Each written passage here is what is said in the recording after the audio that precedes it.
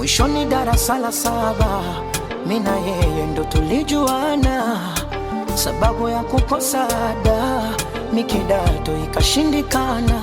Ndoto za udakitari kuisha, habari zikapeperuka, na yeye sekondari akamishwa mbali mkoani Arusha.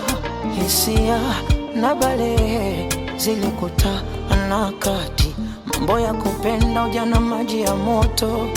Moyongo oja basi nikaja kusikia yuko Gongo la Mboto, mara Chuo, Mtwara, Masasi. Nye wahenga waongo kwamba dunia ndogo, mbona sijui sasa yupo wapi? Namtafuta, bado namtafuta, mchumba wangu wa darasa la 7, ajue sikuchezea fursa, ni wazazi walikosa ada. Bado namtafuta mchumba